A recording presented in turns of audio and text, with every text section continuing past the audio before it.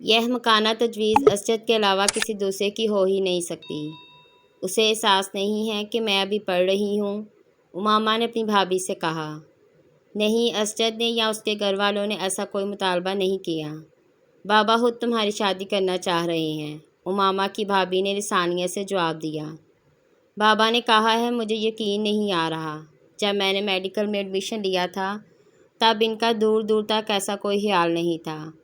وہ تو انکل اعظم سے بھی یہی کہتے تھے کہ وہ میرے ہاؤس جاب کے بعد میری شادی کریں گے۔ پھر اب اچانک کیا ہوا؟ امامہ نے بے یقینی سے کہا۔ کوئی دباؤ ہوگا، مگر مجھے تو امی نے یہی بتایا تھا کہ یہ خود بابا کی خواہش ہے۔ بھابھی نے کہا۔ آپ انہیں بتا دیں کہ مجھے ہاؤس جاب سے پہلے شادی نہیں کرنی۔ ٹھیک ہے، میں تمہاری بات ان تک پہنچا دوں گی، مگر بہتر ہے تم اس سلسلے میں خود بابا سے بات کرو، بھابھی نے اسے مشورہ دیا۔ بھابھی کے کمرے سے جانے کے بعد بھی وہ کچھ پریشانی سے وہیں بیٹھی رہی۔ یہ اطلاع اتنی اچانک اور غیر متوقع تھی کہ اس کے پیروں کے نیچے سے محاورتاً نہیں حقیقتاً زمین نکل گئی تھی۔ وہ مطمئن تھی کہ اس کی ہاؤس جاب تک اس کی شادی کا مسئلہ زیر بحث نہیں آئے گا، اور ہاؤس جاب کرنے کے بعد وہ اس قابل ہو جائے گی کہ خود کو سپورٹ کر سکے یا اپنی جلال سے شادی کے بارے میں فیصلہ کر سکے۔ تب تک جلال بھی اپنی ہاؤس جاب مکمل کر کے سیٹ ہو جاتا اور ان دونوں کے لیے کسی قسم کا کوئی مسئلہ کھڑا نہیں ہوتا۔ مگر اب اچانک اس کے گھر والے اس کی شادی کی بات کر رہے تھے۔ آخر کیوں؟ نہیں، اسجد اور اس کے گھر والوں نے مجھ سے اس طرح کا کوئی مطالبہ نہیں کیا۔ میں نے خود ان سے بات کی ہے۔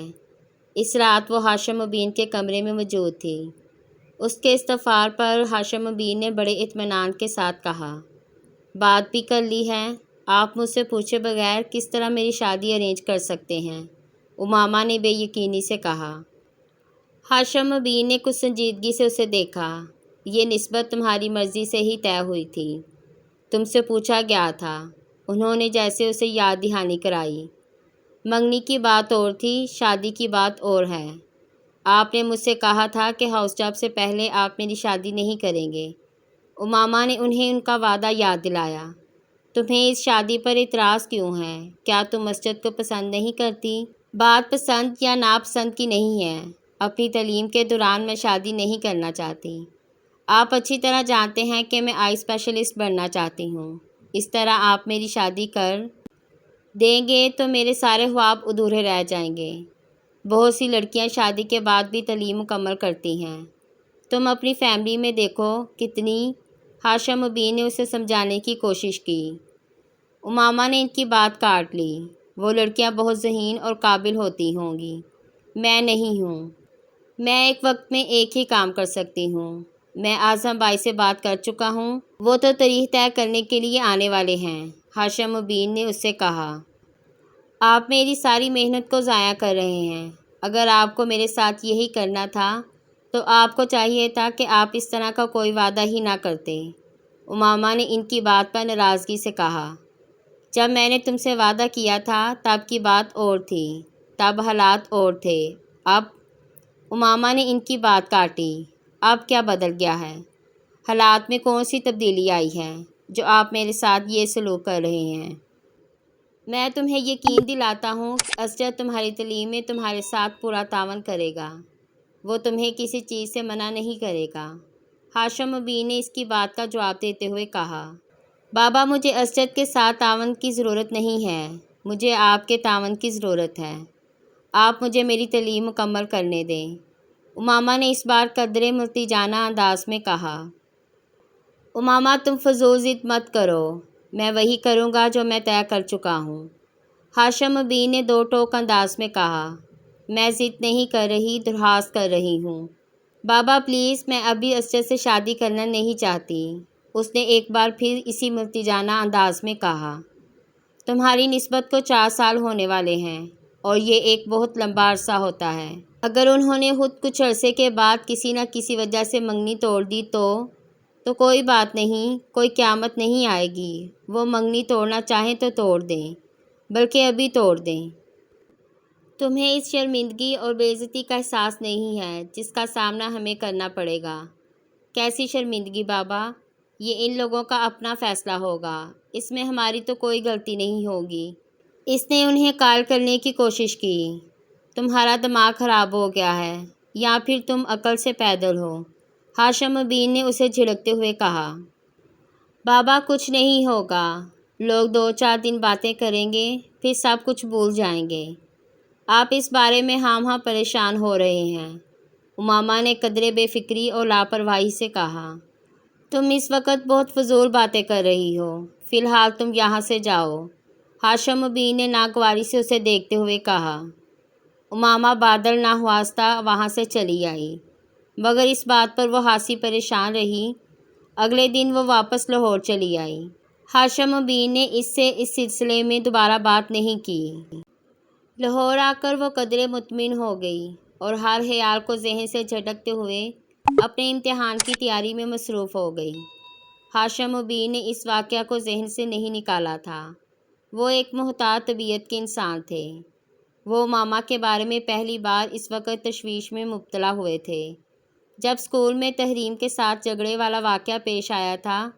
اگرچہ وہ کوئی ایسا غیر معمولی واقعہ نہیں تھا، مگر اس واقعہ کے بعد انہوں نے احتیاطی تدابیر کے طور پر اماما کی نسبت اسجد کے ساتھ طے کر دی تھی۔ ان کا خیال تھا اس طرح اس کا ذہن ایک نئے رشتے کی جانب مبذول ہو جائے گا، اور اگر اس کے ذہن میں کوئی شبہ یا سوال پیدا ہوا بھی تو اس نئے طلاق کے بعد وہ اس بارے میں زیادہ تردید نہیں کرے گی۔ ان کا یہ خیال اور اندازہ صحیح ثابت ہوا تھا۔ اماما کا ذہن واقعی تحریم کی طرف سے ہٹ گیا تھا۔ اسجد میں وہ پہلے بھی کچھ دلچسپی لیتی تھی، مگر اس طلاق کے قائم ہونے کے بعد اس دلچسپی میں اضافہ ہو گیا تھا۔ ہاشم نے اسے بہت مطمئن اور مگن دیکھا تھا۔ وہ پہلے ہی کی طرح تمام مذہبی سرگرمیوں میں دلچسپی لیتی تھی، مگر اس بار جو کچھ وسیم نے انہیں بتایا تھا اس نے ان کے پیروں کے نیچے سے زمین نکال دی تھی۔ وہ فوری طور پر یہ نہیں جان سکے، مگر انہیں یہ ضرور علم ہو گیا کہ اماما کے عقائد اور نظریات میں خاصی تبدیلی آ چکی تھی، اور یہ نہ صرف ان کے لیے بلکہ ان کے پورے خاندان کے لیے تشویش کا باعث تھا۔ وہ اپنی بڑی بیٹیوں کی طرح اسے بھی اعلیٰ تعلیم دلوانا چاہتے تھے، اور یہ اس لیے بھی اہم تھا کہ اسے شادی کے بعد خاندان ہی میں جانا تھا۔ وہ خاندان بہت تعلیم یافتہ تھا۔ خود ان کا ہونے والا داماد اسجد بھی اماما کو اعلیٰ تعلیم یافتہ دیکھنا چاہتا تھا۔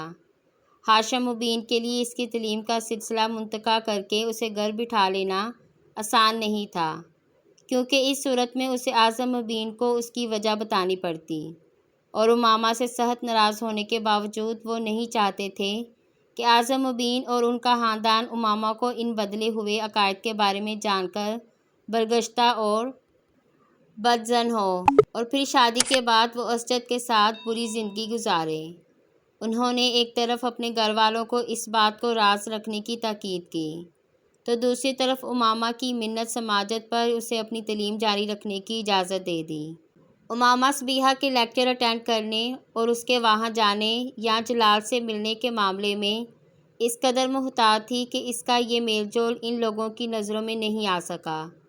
شاید اس کی ایک وجہ یہ بھی تھی کہ وہ جویریہ اور رابعہ کو بھی ہر چیز کے بارے میں اندھیرے میں رکھے ہوئے تھی، ورنہ اس کے بارے میں ضرور کوئی نہ کوئی خبر ادھر ادھر گردش کرتی اور ہاشم بین تک بھی پہنچ جاتی، مگر ایسا نہیں ہوا۔ ہاشم بین اس کی طرف سے مطمئن ہو گئے تھے، مگر اماما کے اندر آنے والی ان تبدیلیوں نے انہیں تشویش میں مبتلا کر دیا تھا۔ ان کے دماغ میں جو واحد حل آیا تھا وہ اس کی شادی تھی۔ ان کا خیال تھا کہ اس کی شادی کر دینے سے وہ خود اماما کی ذمہ داری سے مکمل طور پر آزاد ہو جائیں گے۔ یہی وجہ تھی کہ انہوں نے اس طرح اچانک اس کی شادی کا فیصلہ کر لیا تھا۔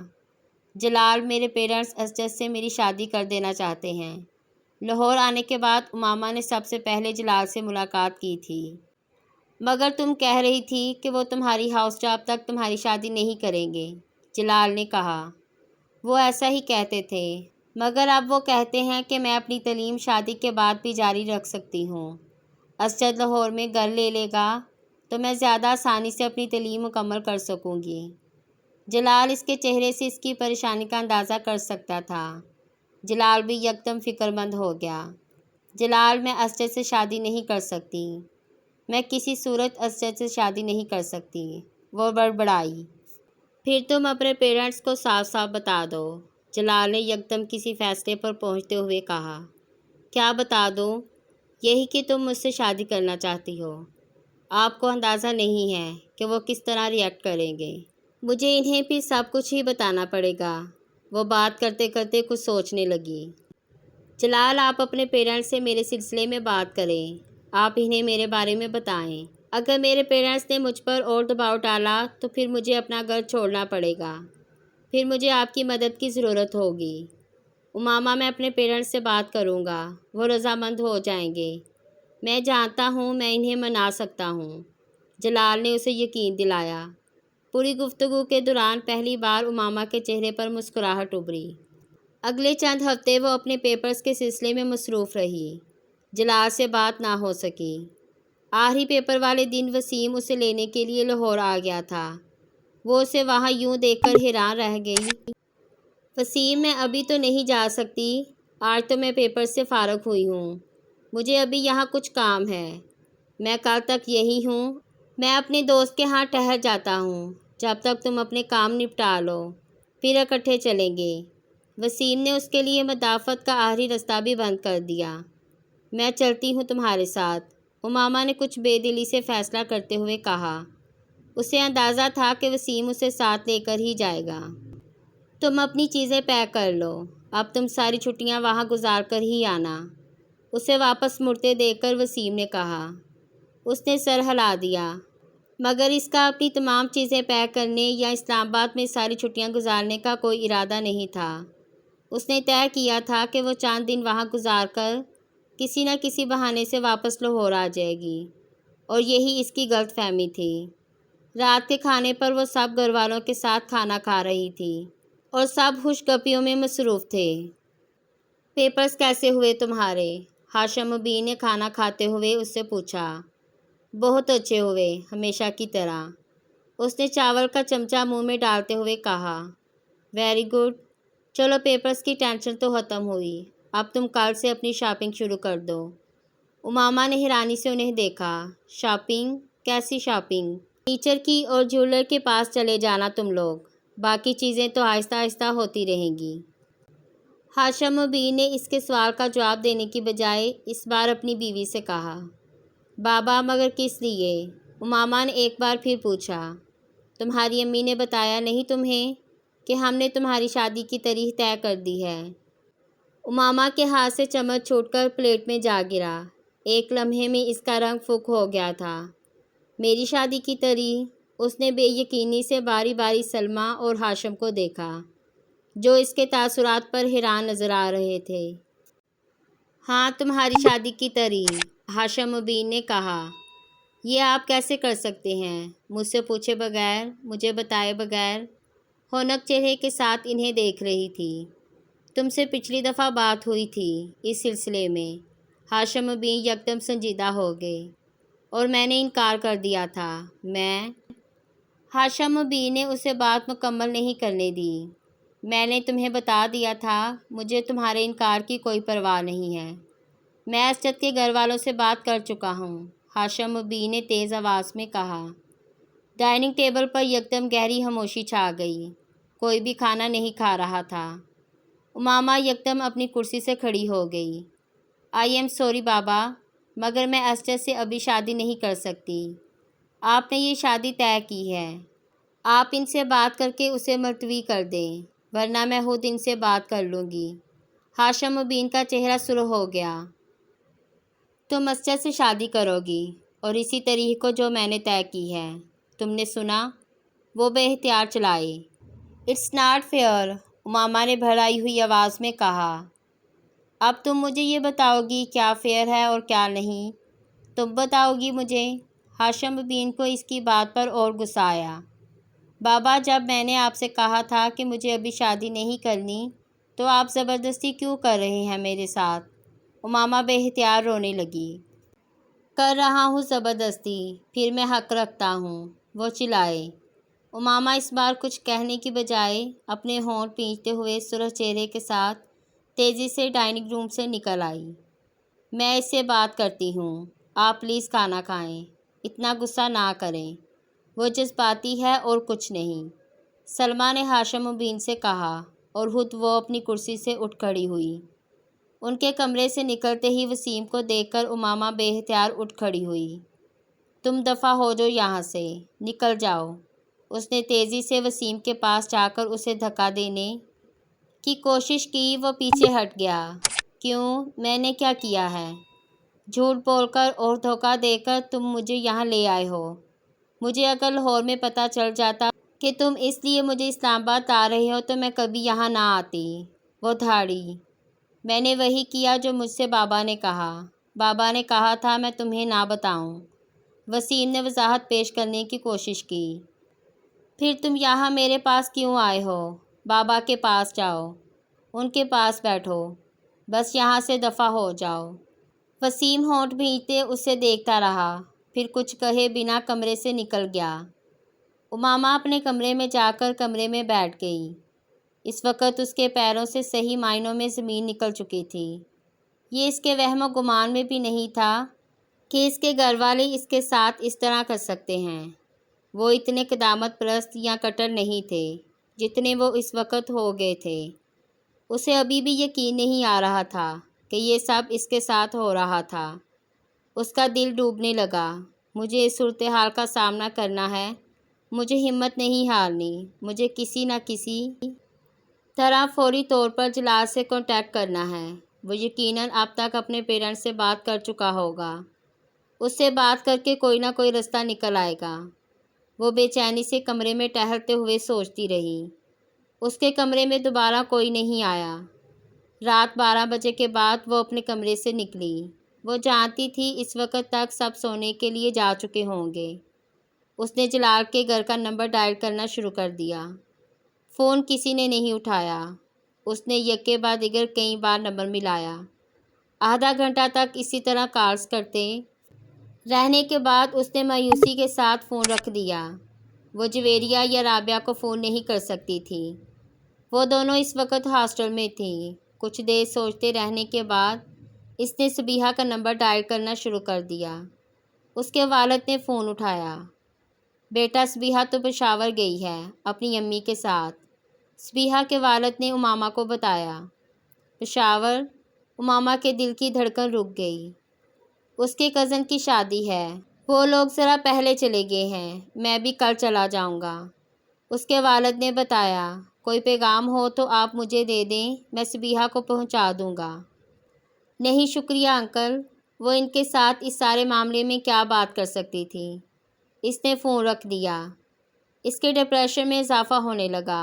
اگر میرا جلال سے کانٹیکٹ نہ ہوا تو اس کا دل ایک بار پھر ڈوبنے لگا۔ ایک بار پھر اس نے جلال کا نمبر ڈائل کرنا شروع کر دیا، اور تب ہی کسی نے اس کے ہاتھ سے ریسیور لے لیا۔ وہ سن ہو گئی۔ ہاشم مبین اس کے پیچھے کھڑے تھے۔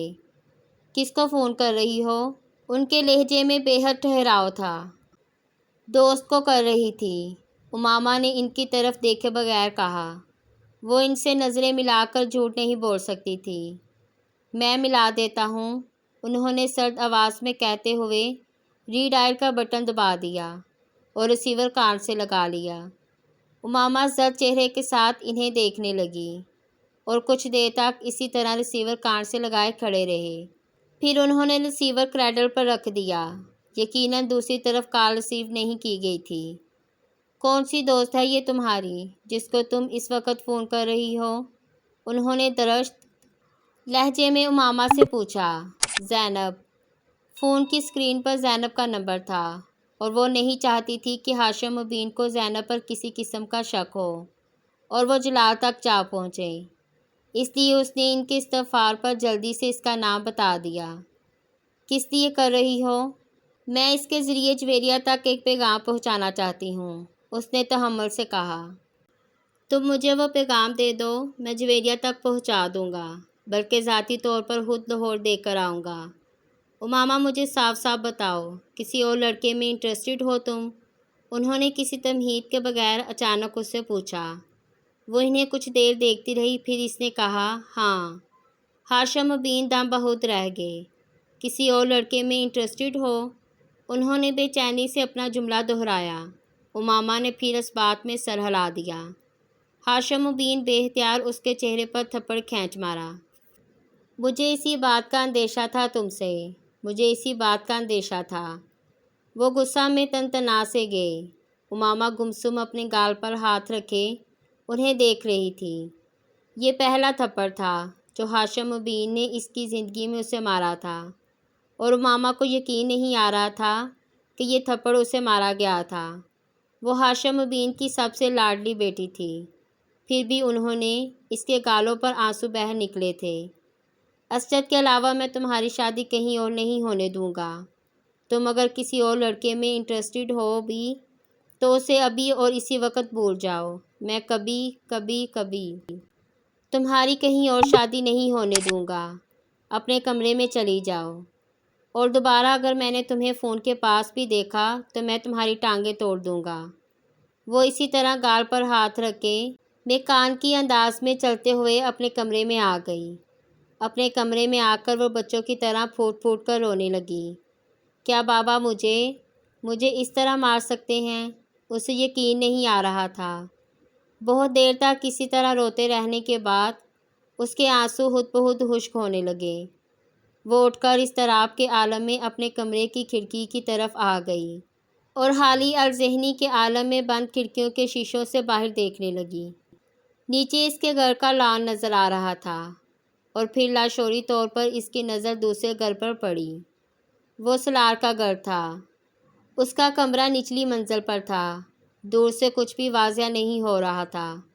اس کے باوجود وہ اس گھر میں ایک دفعہ جانے کے بعد اس کی لوکیشن اور کمرے میں پھرنے والے کے حلیے اور جسامت سے اندازہ لگا سکتی تھی کہ وہ سلار کے علاوہ کوئی اور نہیں ہو سکتا تھا۔ اس کے ذہن میں ایک چمکا ہوا۔ ہاں، یہ شخص میری مدد کر سکتا ہے اگر میں اسے ساری صورتحال بتا دوں اور اس سے کہوں کہ لاہور جا کر جلال سے رابطہ کرے تو میرا مسئلہ حل ہو سکتا ہے۔ مگر اس سے رابطہ کیسے؟ اس کے ذہن میں ایک دم اس کی گاڑی کے پچھلے شیشے پر لکھا ہوا اس کا نمبر اور نام یاد آیا۔ اس نے ذہن میں موبائل نمبر کو دہرایا۔ اس سے کوئی دقت نہیں ہوئی۔ کاغذ کا ایک ٹکڑا لے کر اس نے احتیاط کے طور پر اس پر نمبر لکھ لیا۔ 3 بجے کے قریب وہ آہستہ آہستہ ایک بار پھر لاؤنج میں آ گئی اور اس نے وہ نمبر ڈائل کرنا شروع کر دیا۔ سلار نے نیند میں اپنے موبائل کی بیل سنی تھی۔ جب لگاتار موبائل بجتا رہا تو اس نے آنکھیں کھول دیں اور قدرے ناگواری کے عالم میں بیڈ سائڈ ٹیبل کو ٹٹولتے ہوئے موبائل اٹھایا۔ ہیلو؟ امامہ نے سلار کی آواز پہچان لی تھی۔ وہ فوری طور پر کچھ نہیں بول سکی۔ ہیلو؟ اس کی خواب دیدہ آواز دوبارہ سنائی دی۔ سلار، اس نے اس کا نام لیا۔ بول رہا ہوں، اس نے اسی خواب دیدہ آواز میں کہا۔ میں امامہ بول رہی ہوں، وہ کہنے والا تھا۔ کون امامہ؟ میں کسی امامہ کو نہیں جانتا، مگر اس کے دماغ نے کرنٹ کی طرح اسے سگنل دیا تھا۔ اس نے بے اختیار آنکھیں کھول دیں۔ وہ نام کے ساتھ اس کی آواز کو بھی پہچان چکا تھا۔ میں وسیم کی بہن بول رہی ہوں۔ اس کی خاموشی پر امامہ نے اپنا تعارف کرایا۔ میں پہچان چکا ہوں۔ سلار نے ہاتھ بڑھا کر بیڈ سائڈ لیمپ کو آن کر دیا۔ اس کی نیند غائب ہو چکی تھی۔ ٹیبل پر پڑی ہوئی اپنی ریسٹ واچ اٹھا کر وقت دیکھا۔ گھڑی 3:10 بجا رہی تھی۔ اس نے قدرے بے یقینی سے ہونٹ سکوڑتے ہوئے گھڑی کو دوبارہ ٹیبل پر رکھ دیا۔ دوسری طرف اب خاموشی تھی۔ ہیلو؟ سلار نے اسے مخاطب کیا۔ سلار، مجھے تمہاری مدد کی ضرورت ہے۔ سلار کے ماتھے پر کچھ بل آئے۔ میں نے ایک بار تمہاری زندگی بچائی تھی، اب میں چاہتی ہوں تم میری زندگی بچاؤ۔ وہ کچھ نہ سمجھنے والے انداز میں اس کی بات سنتا رہا۔ میں لاہور میں کسی سے رابطہ کرنا چاہتی ہوں، مگر کر نہیں پا رہی۔ کیوں؟ وہاں سے کوئی فون نہیں اٹھا رہا۔ تم رات کے اس وقت؟ امامہ نے اس کی بات کاٹ دی۔ پلیز، اس وقت صرف میری بات سنو۔ میں دن کے وقت فون نہیں کر سکتی، اور شاید کل رات کو بھی نہ کر سکوں۔ میرے گھر والے مجھے فون نہیں کرنے دیں گے۔ میں چاہتی ہوں کہ تم ایک ایڈریس اور فون نمبر نوٹ کر لو اور اس پر ایک آدمی سے کانٹیکٹ کرو۔ اس کا نام جلال انصر ہے۔ تم مجھ سے صرف یہ پوچھ کر بتا دو کہ میرے پیرنٹس نے یہاں میری شادی طے کر دی ہے اور مجھے اب شادی کے بغیر لاہور آنے نہیں دیں گے۔ سالار کو اچانک اس سارے معاملے سے دلچسپی پیدا ہونے لگی۔ کمبل کو اپنے گھٹنوں سے اوپر تک کھینچتے ہوئے وہ ماما کی بات سنتا رہا۔ وہ ایک ایڈریس اور فون نمبر دہرا رہی تھی۔ سالار نے اس نمبر اور ایڈریس کو نوٹ نہیں کیا۔ اس کی ضرورت ہی نہیں تھی۔ اس نے پوچھا، اور اگر میرے فون کرنے پر بھی کسی نے فون نہیں اٹھایا تو؟ جب وہ خاموش ہو گئی تو اس نے پوچھا۔ دوسری طرف لمبی خاموشی رہی۔ پھر امامہ نے کہا، تم لاہور جا کر اس آدمی سے مل سکتے ہو پلیز، یہ میرے لیے بہت ضروری ہے۔ اس بار امامہ کی آواز ملتجانہ تھی۔ اور اگر اس نے پوچھا میں کون ہوں تو؟ تم جو چاہے اسے بتا دینا، مجھے اس سے دلچسپی نہیں ہے۔ میں صرف اس مصیبت سے چھٹکارا چاہتی ہوں۔ کیا یہ بہتر نہیں ہے کہ تم اس آدمی سے خود بات کرو؟ سالار نے کچھ سوچتے ہوئے کہا۔ میں تمہیں بتا چکی ہوں کہ شاید مجھے دوبارہ فون کا موقع نہ ملے، اور فی الحال تو آدمی فون ریسیو نہیں کر رہا۔ سالار نے اس کی بات کے جواب میں کچھ نہیں کہا، اور اس نے مایوسی کے عالم میں مزید کچھ کہے بغیر فون رکھ دیا۔ سالار فون بند کرنے کے بعد کچھ دیر اسے ہاتھ میں لے کر بیٹھا رہا۔ جلال انصر، امامہ ہاشم، رابطہ، پیرنٹس سے بات، زبردستی کی شادی۔ اس نے وہاں بیٹھے بیٹھے اس یکساں پزل کے ٹکڑوں کو جوڑنا شروع کر دیا۔ اس نے امامہ سے جلال کے بارے میں پوچھا نہیں تھا کہ اس سے امامہ کا تعلق کس طرح کا ہو سکتا تھا۔ وہ اپنی داہنی ٹانگ ہلاتے ہوئے ان دونوں کے بارے میں سوچتا رہا۔ اسے یہ صورتحال خاصی دلچسپ محسوس ہو رہی تھی کہ امامہ جیسی لڑکی اس طرح کسی افیئر میں انوالو ہو سکتی تھی۔ وہ اپنے لیے اس کی ناپسندیدگی سے بھی واقف تھا، اور اسے یہ بات بھی حیران کر رہی تھی کہ اس سے باوجود وہ اس سے مدد مانگ رہی تھی۔ یہ کیا کر رہی ہے خاتون؟ مجھے استعمال کرنے کی کوشش یا پھنسانے کی کوشش؟ اس نے دلچسپی سے سوچا۔ کمبل اپنے سینے تک کھینچتے ہوئے آنکھیں بند کر لیں، مگر نیند اس کی آنکھوں سے مکمل طور پر دور تھی۔ وہ پچھلے کئی سالوں سے وسیم اور اس کے گھر والوں کو جانتا تھا۔ وہ امامہ کو بھی سرسری طور پر دیکھ چکا تھا، مگر ان ملاقاتوں میں اس نے امامہ پر کبھی غور نہیں کیا تھا۔ وہ اس کے بارے میں زیادہ کچھ نہیں جانتا تھا۔ اس کے اپنے گھر والوں کے برعکس وسیم کا گھرانہ خاصا روایت پرست تھا۔ وہ کبھی بھی اس طرح کھلے عام ان کے گھر نہیں جا سکا جس طرح وہ اپنے دوسرے دوستوں کے گھروں میں جاتا تھا، مگر اس نے اس بات پر بھی کبھی زیادہ غور و خوض نہیں کیا تھا۔ اس کا خیال تھا کہ ہر خاندان کا اپنا ماحول اور روایات ہوتی ہیں، اسی طرح وسیم کے خاندان کی بھی اپنی روایات تھیں۔ اسے امامہ کے موڈ اور ٹیمپرامنٹ کا تھوڑا اندازہ تھا، مگر اس طرح اچانک امامہ کی کال وصول کر کے اور اس حیرت کے جھٹکے سے سنبھل نہیں پا رہا تھا جو اسے لگا تھا۔ جب وہ کافی دیر تک سونے میں کامیاب نہیں ہوا تو وہ کچھ جھنجھلا گیا۔ To hell with Imama and all the rest, بھاڑ میں جائے امامہ اور یہ سارا قصہ، وہ بڑبڑایا، اور کروٹ لے کر اس نے تکیہ اپنے چہرے کے اوپر رکھ دیا۔ امامہ اپنے کمرے میں آ کر بھی اسی طرح بیٹھی رہی۔ اسے اپنے پیٹ میں گرہیں پڑتی ہوئی محسوس ہو رہی تھی۔ صرف چند گھنٹوں میں سب کچھ بدل گیا تھا۔ وہ پوری رات سو نہیں سکی۔ صبح وہ ناشتے کے لیے باہر آئی۔ اس کی بھوک یکدم جیسے غائب ہو گئی تھی۔ 10 ساڑھے 10 بجے کے قریب اس نے پورچ میں کچھ گاڑیوں کے سٹارٹ ہونے اور جانے کی آوازیں سنی۔ وہ جانتی تھی اس وقت ہاشم مبین اور اس کے بڑے بھائی آفس چلے جاتے تھے، اور اسے ان کے آفس جانے کا انتظار تھا۔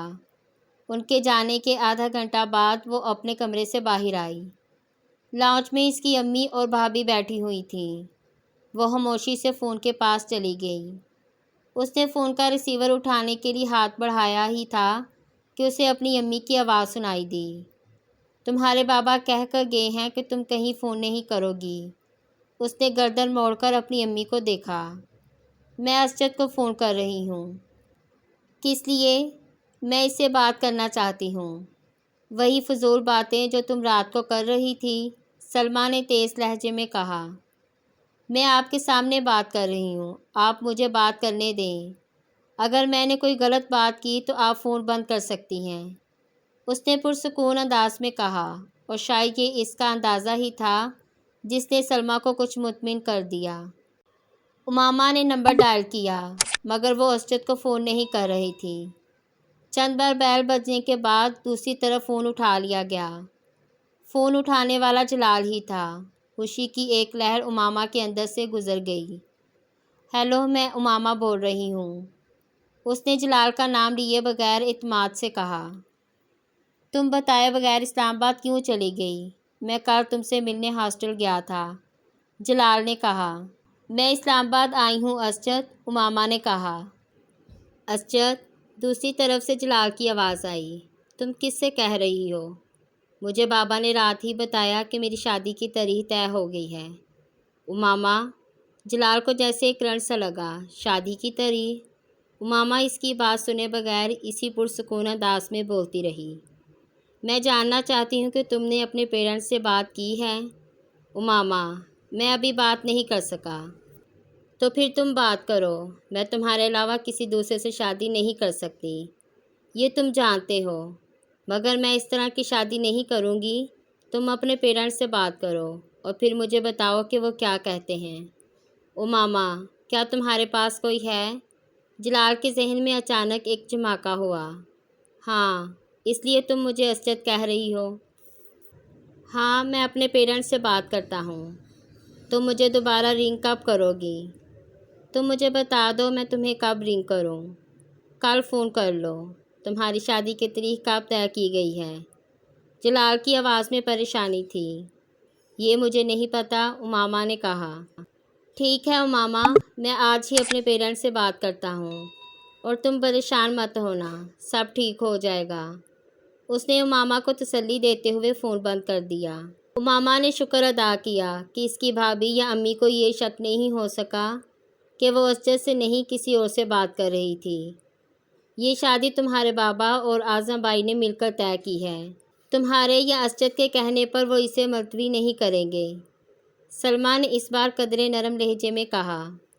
امی، میں مارکیٹ تک جا رہی ہوں، مجھے کچھ ضروری چیزیں لینی ہیں۔ امامہ نے ان کی بات کا جواب دینے کی بجائے کہا۔ فون کی بات دوسری ہے، مگر میں تمہیں گھر سے نکلنے کی اجازت نہیں دے سکتی۔ تمہارے بابا نہ صرف مجھے بلکہ چوکیدار کو بھی ہدایت کر کے گئے ہیں کہ تمہیں باہر جانے نہ دیں۔ امی، آپ لوگ میرے ساتھ آخر اس طرح کیوں کر رہے ہیں؟ امامہ نے کچھ بے بسی کے عالم میں صوفے پر بیٹھتے ہوئے کہا۔ میں نے آپ کو اپنی شادی سے تو منع نہیں کیا ہے۔ میرے ہاؤس جاب تک انتظار کر لیں، اس کے بعد میری شادی کر دیں۔ میری سمجھ میں یہ بات نہیں آتی کہ تم شادی سے انکار کیوں کر رہی ہو۔ تمہاری شادی جلد ہو رہی ہے، مگر تمہاری مرضی کے خلاف تو نہیں ہو رہی۔ اس بار اس کی بھابھی نے اسے سمجھانے کی کوشش کی۔ ہاں، کل رات سے پورا گھر ٹینشن کا شکار ہے، اور میں تو تمہیں دیکھ کر حیران ہوں۔ تم تو کبھی بھی اس طرح ضد نہیں کرتی تھی، پھر اب کیا ہو گیا ہے تمہیں؟ جب سے تم لاہور گئی ہو بہت عجیب ہو گئی ہو، اور ہمارے چاہنے سے ویسے بھی کچھ نہیں ہوگا۔ میں نے تمہیں بتایا ہے، تمہارے بابا نے طے کیا ہے یہ سب کچھ۔